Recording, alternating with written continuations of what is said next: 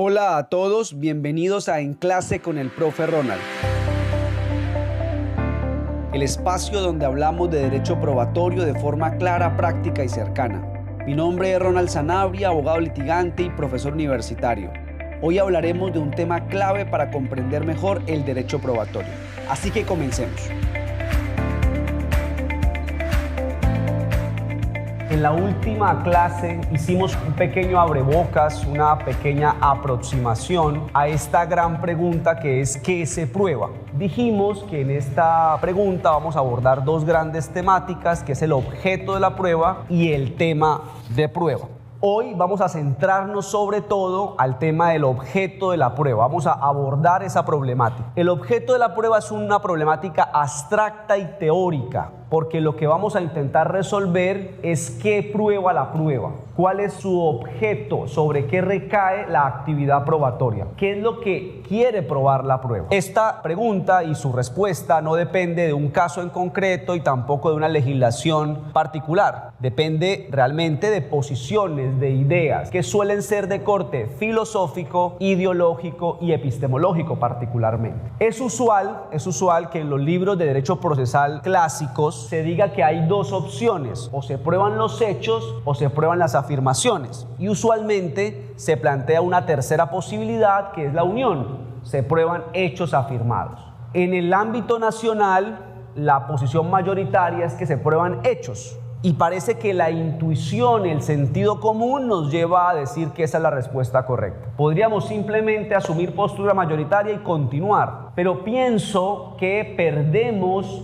si hacemos eso, si sencillamente asumimos una postura y seguimos, perdemos muchas discusiones que me parecen interesantes y que a partir de esas discusiones podemos aprender cosas que nos sirvan para comprender mejor lo que hacemos los juristas con las pruebas en los procesos judiciales o administrativos. Y por eso quiero que conozcan esta discusión. A mí uno de los textos que me gustan, que me agradan, es del profesor Daniel González Laguier, un texto que tiene un título muy sugerente: Los hechos bajo sospecha. De alguna manera nos dice el profesor Daniel, un filósofo del derecho, que está bien que se prueben los hechos, pero pongámoslo en duda para, a partir de esa duda, aprender un poco más sobre ellos. Y entonces vamos a seguir un poco sus recomendaciones. Vamos a hacer primero una pequeña aproximación al tema y luego ya sí vamos a dar una definición para la asignatura, porque creo que tenemos que ponernos de acuerdo sobre lo que vamos a entender por hecho para poder avanzar y poder discutir otras cosas. Sobre esa primera aproximación me interesa que veamos dos posibles clasificaciones que vienen de la filosofía del lenguaje, que veamos los diferentes escenarios en donde la palabra hecho se utiliza y finalmente hagamos una reflexión sobre hecho y lenguaje. Antes de empezar, quiero resaltar que la palabra hecho tiene problemas similares a la palabra prueba. Hay también polisemia y hay sinonimia, pero me parece incluso que la intensidad de los problemas lingüísticos son más graves incluso, porque decimos tal vez incluso más, utilizamos más la palabra hecho que la palabra prueba, y su importancia es indiscutible. Recuerden la frase de Bentham, que el arte del proceso no es otra cosa diferente que el arte de producir pruebas y discutir hechos. Es el centro del proceso judicial. Entonces vamos a tratar de solucionar esos problemas de la siguiente manera. En primer lugar, vamos a ver la clasificación que podríamos decir según el objeto al que se refieren. Tenemos por un lado hechos abstractos y por el otro hechos concretos. El abstracto también se puede llamar genérico y el concreto también se puede llamar individual. Ahí son sinónimos. Un hecho abstracto realmente es una categoría, es un concepto que ha sido construido por el ser humano para poder señalar la realidad. Arma, mujer, hombre, tablero, profesor, son conceptos que inmediatamente los digo, ustedes seguramente su mente les va a proponer un imaginario del arma, del profesor, del hombre o la mujer. Eso lo hace la mente porque es una construcción social, insisto, que utilizamos todos para poder señalar la realidad. En cambio, el hecho concreto ya no es una figura abstracta, no es un concepto, sino es el señalamiento de una realidad concreta. Ya no es el arma, sino es José María tiene un arma de fuego en su bolso el día de hoy. Claro, el hecho concreto individual es circunstanciado modo, tiempo y lugar, porque esas ideas de modo, tiempo y lugar son las variables que utilizamos los seres humanos para acceder a la realidad concreta, para conocerla. Ya no categorías, insisto, sino puntualmente para conocer la realidad que nos es externa. Dos preguntas importantes. ¿Dónde encontramos los hechos abstractos en el ecosistema del derecho, en el sistema jurídico? Están en las normas jurídicas abstractas. Por definición, obviamente la ley, por lógica, pero no solamente la ley, también los actos administrativos, también incluso el precedente judicial con su fuerza vinculante, también incluso un contrato puede tener supuestos de hecho o hechos abstractos. Aquí, por favor, asócienme el concepto de hecho abstracto al concepto de supuesto de hecho o antecedente de una norma que seguramente ustedes vieron en clases como Introducción al Derecho. Ahora, la otra pregunta, ¿en dónde encontramos los hechos concretos o individuales? Sencillo. Obviamente en el campo del derecho, los encontramos en los actos procesales en donde se presenta la pretensión y o la excepción, porque es ahí en donde los abogados cuentan sus historias, es donde plantean lo que, según ellos, ocurrió en la realidad. Entonces, si estoy en civil, o diría mejor, en lo no penal, pues en una demanda o una contestación de demanda voy a encontrar hechos individuales o concretos. Y si estoy en penal, pues lo voy a encontrar en la medida que se ejerce la acción penal mediante la imputación y la acusación o el traslado del escrito de acusación, pues los voy a encontrar allí. Respecto a la defensa, pues la defensa en varios momentos los puede alegar, pero por excelencia durante el juicio oral la defensa plantea hechos individuales o concretos. Antes de cambiar de tema, y profesor, digamos, ¿esto para qué nos sirve? Nos sirve para discutir qué se prueba en el proceso, un hecho abstracto o un hecho individual o concreto. Respuesta indiscutible, lo que se demuestra, la labor de demostración recae sobre un hecho concreto o individual. Eso es lo que es objeto de prueba. Ya luego miraremos, una vez se demuestre el hecho individual, qué tenemos que hacer como juristas, que eso es otro problema. Igual me adelanto con la etiqueta, tenemos que calificarlo jurídicamente, pero insisto, el ejercicio probatorio recae sobre el hecho concreto. La segunda clasificación que me interesa que ustedes conozcan se puede denominar según los requisitos de existencia del hecho, según los requisitos de existencia del hecho. También proviene de la filosofía del lenguaje esta clasificación. Por un lado estarían los hechos naturales y por el otro los llamados hechos institucionales. A los naturales también se les suele llamar hechos brutos. ¿Qué es un hecho natural? Vamos con una definición corta. Es todo hecho que para su ocurrencia no se necesita el cumplimiento de ninguna convención social humana. Su ocurrencia no está supeditada a la acreditación de ninguna convención humana. Por ejemplo, la muerte, por ejemplo, el nacimiento, por ejemplo, fenómenos naturales como la lluvia, como un temblor, por ejemplo, como un huracán.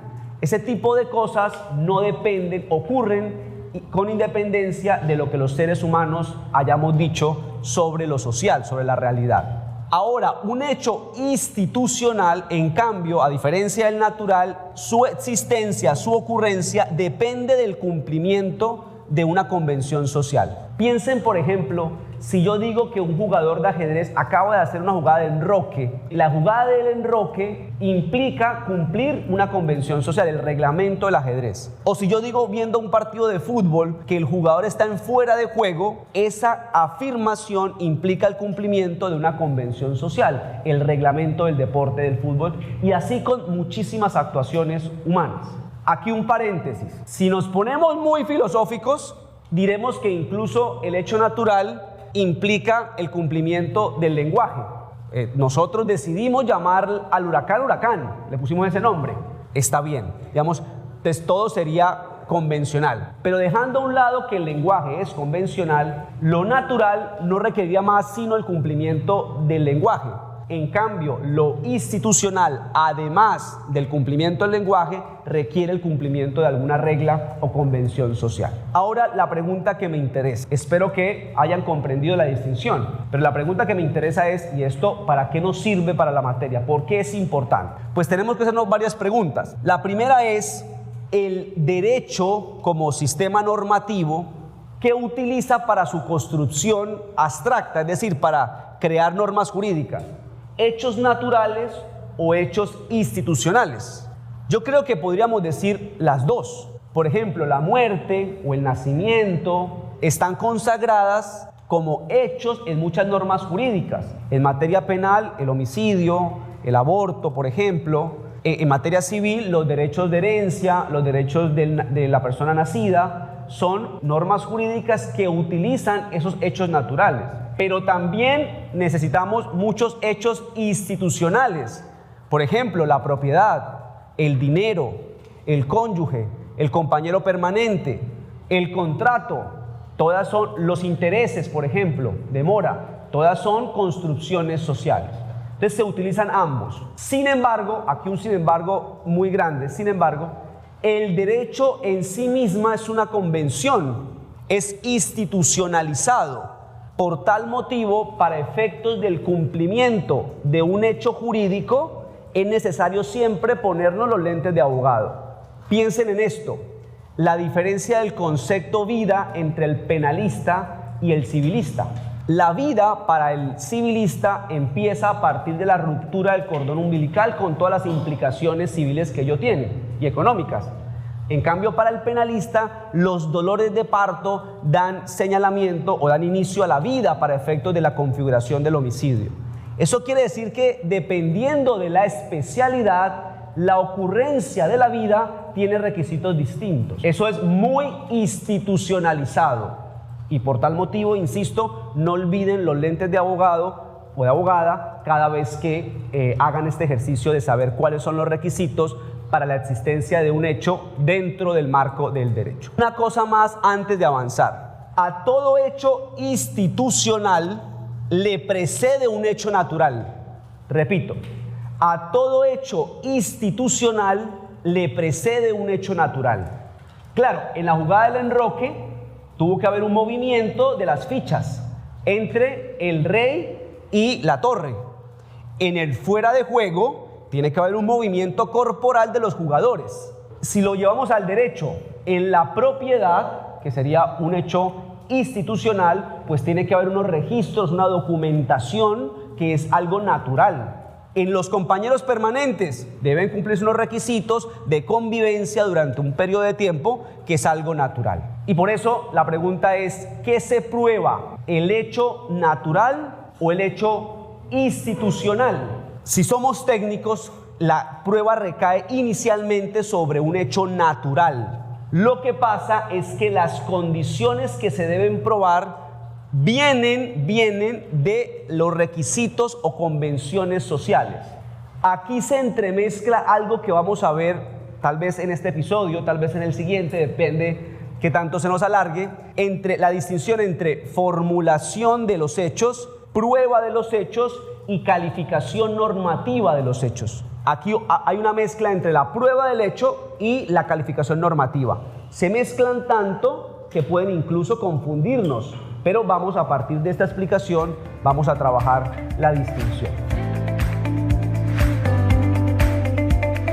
Es que hace poco usted venía hablando de prácticamente una pregunta que decía que qué se prueba, si un hecho natural o un hecho institucional. Y como por regla general afirmaba que todos, o sea, la prueba recae dentro del hecho natural, pero me queda esa inquietud, o sea, ¿dónde entra el hecho institucional ahí?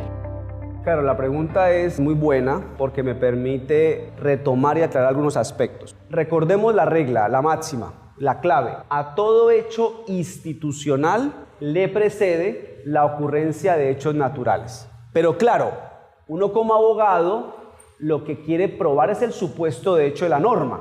Entonces, si yo, por ejemplo, estoy buscando la liquidación de una sociedad patrimonial, a mí lo que me interesa probar es la composición de la unión marital de hecho, de compañeros permanentes entre dos personas. Digamos, ese es mi objetivo probatorio. Entonces, yo lo que quiero probar es un hecho institucional, pero debo saber que lo que tengo que probar realmente son hechos naturales. La convivencia en un lugar determinado por más de 2 años, bajo el mismo lecho, bajo relaciones recíprocas de solidaridad, de amor, de relaciones sexuales, etc. Entonces digamos, el objetivo probatorio, aunque el objetivo final es probar la condición de compañeros permanentes, los objetivos específicos o instrumentales o medios son probar hechos naturales. Y Carol, así con cualquier hecho institucional. Si yo soy fiscal y quiero probar que esto es un arma de fuego para efectos de la configuración del delito de porte ilegal de armas, claro,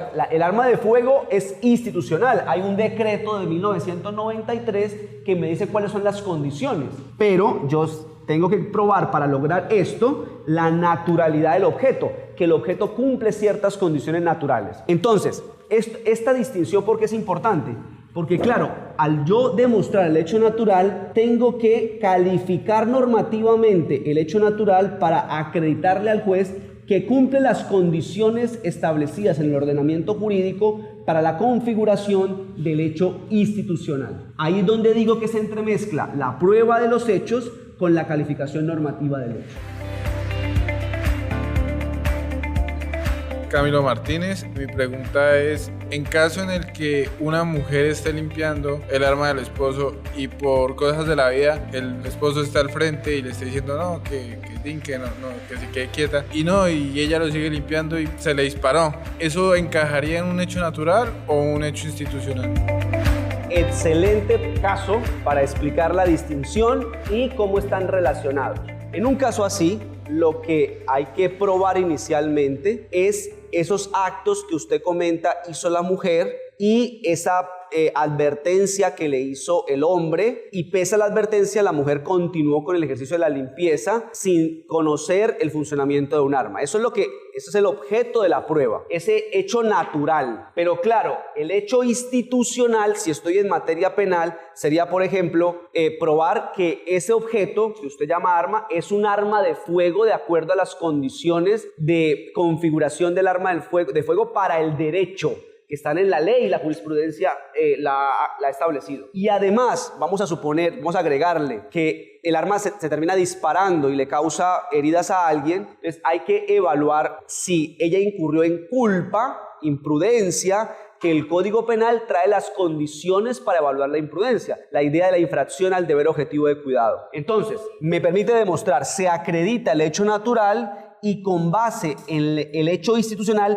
se califica o se valora el hecho natural. Si efectivamente el hecho natural configura las condiciones de existencia del hecho institucional, arma de fuego y culpa, entonces el juzgador podrá concluir que está probado que ese objeto era un arma de fuego y que está probado que incurrió en culpa y que está probado que hubo una relación de causalidad para causar lesiones a determinada persona. Pasemos al tercer punto de la aproximación al concepto de hecho.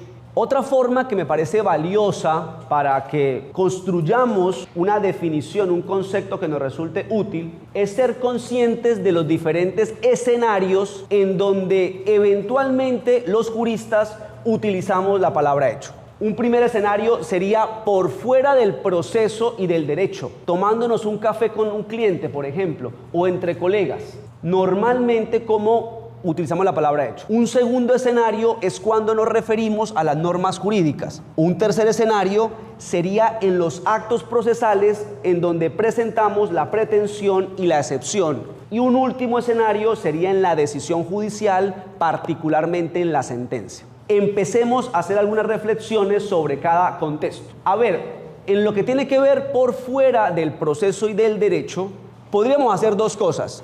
Tratar de identificar bajo qué significado lo utilizamos, o dos, acudir a la filosofía. Empiezo por la filosofía. Los filósofos no se ponen de acuerdo qué significa la palabra hecho. Digamos, hay una variedad considerable de posiciones. Y nosotros no estamos propiamente en una clase de filosofía, así que lo dejo pasar. Ahora, yo he visto, y esto es una opinión personal, que la palabra hecho, tomándonos un café, la asociamos a verdad. Esto es un hecho, no es una opinión. Esto fue lo que ocurrió, es un hecho. Es como si fuese sinónimo de verdad.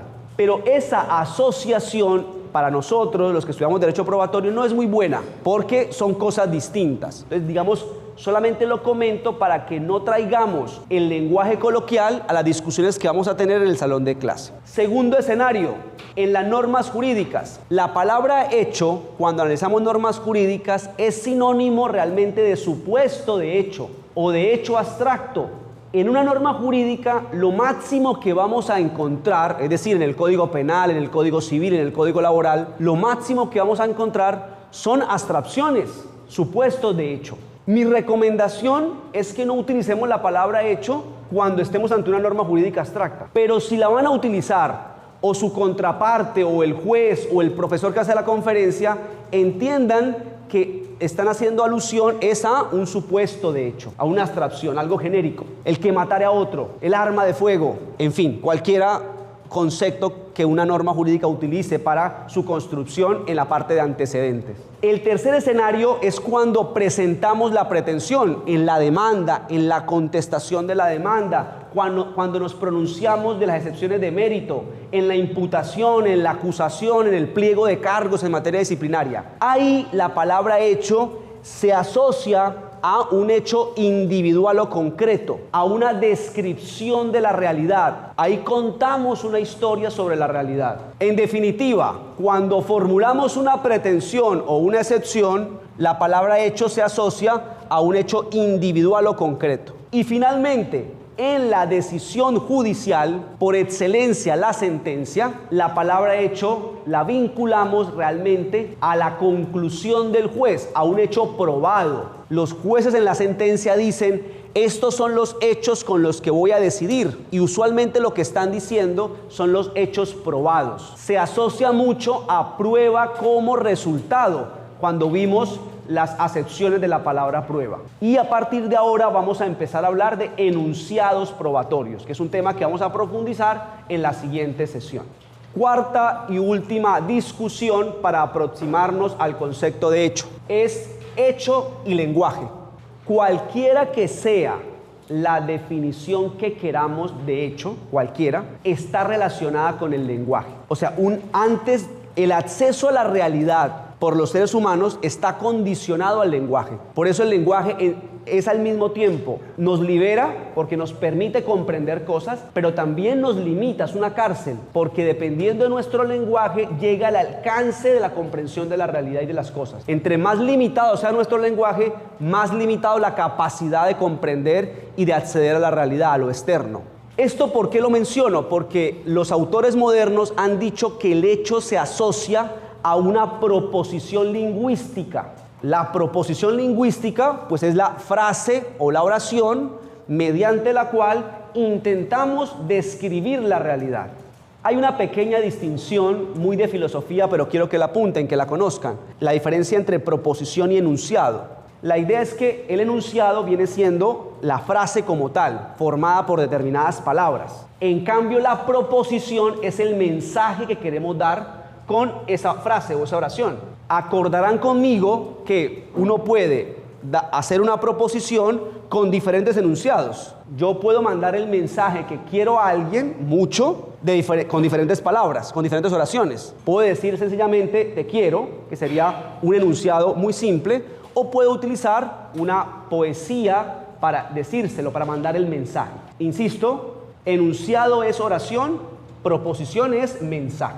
Pareciera que si hablamos de los hechos, sobre todo los individuales, es mejor hablar de proposición, porque no importa tanto las palabras que el demandante utilice para contar la historia, sino sobre todo el mensaje que quiere mandar el demandante. Bueno, entonces vamos a concluir y ya no vamos a aproximarnos, sino vamos a plantear una definición, que va a ser la definición que nos va a acompañar durante todo el semestre sobre qué vamos a entender por el objeto de prueba y particularmente qué vamos a entender por hecho. El objeto de prueba va a ser para nosotros, para este curso, enunciados o proposiciones fácticas. Es muy importante el apellido de fáctico. ¿Qué implica que asumamos la posición de que sean proposiciones fácticas? Implica reconocer tres cosas. 3 grandes características. Lo primero y lo obvio es que son actos del habla, es lenguaje.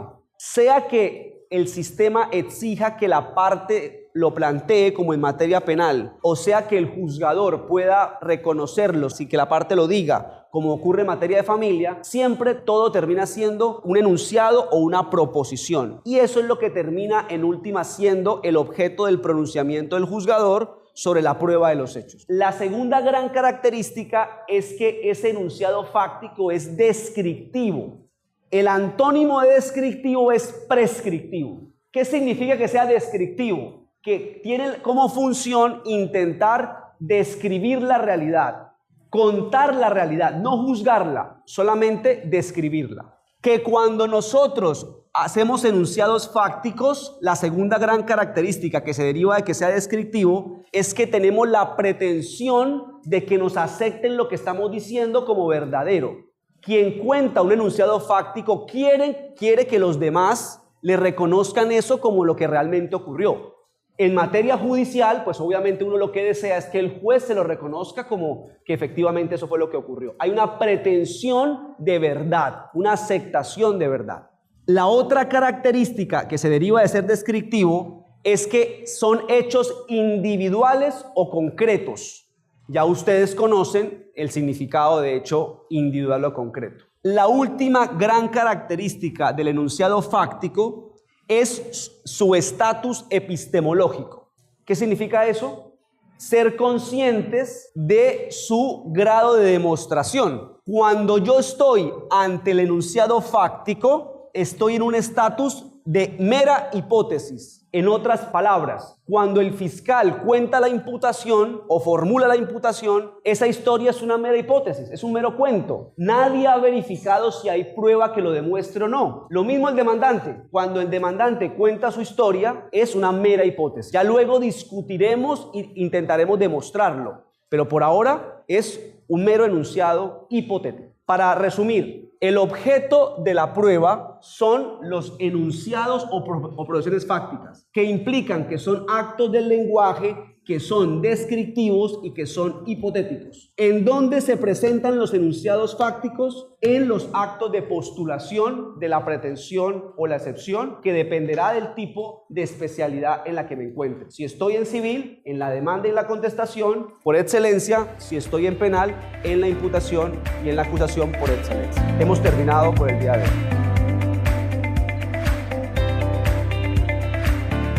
Y hasta aquí el episodio de hoy en Clase con el Profe Ronald. Espero que les haya resultado útil y claro. No olviden que pueden profundizar en este y otros temas en los apuntes de clase disponibles en rsanabria.co y seguirnos en nuestras redes sociales para más contenido. Nos escuchamos en el próximo episodio. Hasta pronto.